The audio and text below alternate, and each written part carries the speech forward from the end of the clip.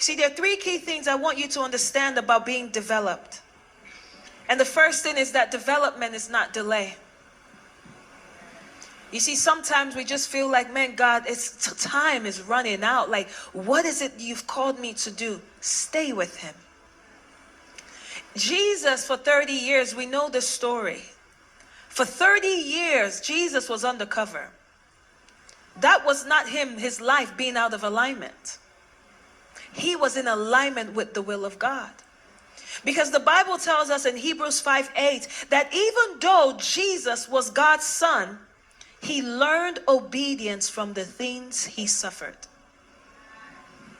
Development is not delay, and development happens, rather often happens, in the things you call mundane.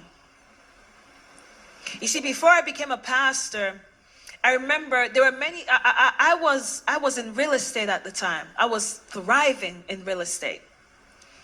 And I felt far from God, and I didn't like that.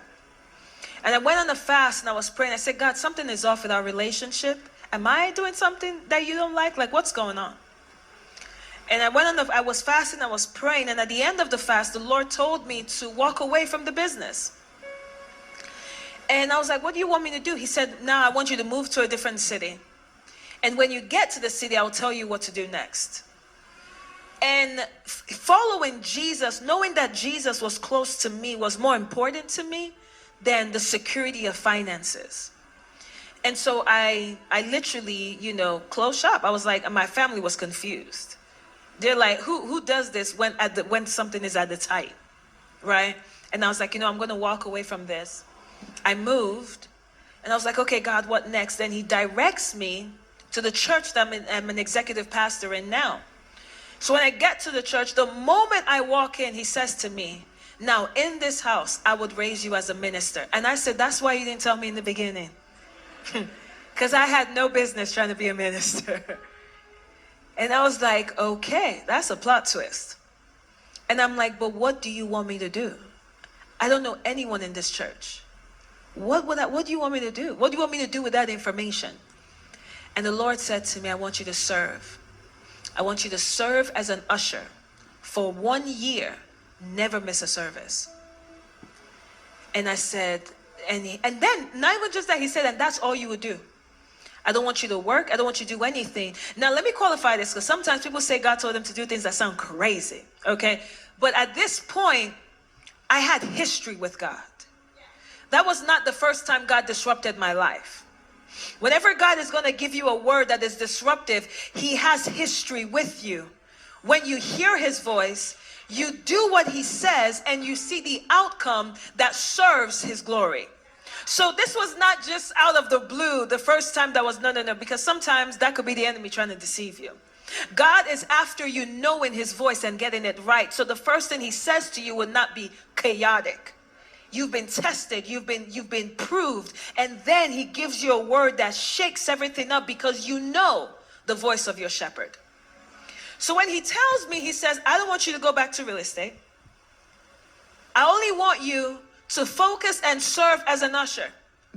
And I said, well, that's only, at the time, we only had 2 services in the week. I mean, we had midweek, we had Sunday. I said, Lord, that's 2 days in the week. What about the other days? Real estate does not take that much. And he says, then pray. I said, wow, that's a lot of prayer. That's a lot of prayer. And I was like, okay, all right. My family just thought I was losing my mind. But I didn't realize, I tell you, that was one of the hardest years of my life. I was someone I grew up with. I didn't even realize that I found security in in my finances. I didn't know that then. And then the Lord began to strip me, and I'm in agreement with the stripping off of all the things that I found my identity in. And I didn't realize that that was his process of developing me.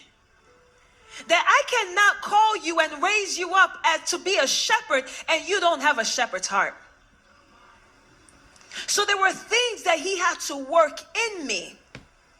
It was in a mundane place, but that was God's way of preparing me. You may hate your job, you may hate many things that you are in right now, but you don't realize that that is connected to what the voice of God said to you. It's not delay, right? The second thing is your heart, and I want you to write this down. So write down the first one, development is not delay. The second thing is your heart sets the boundaries of your calling.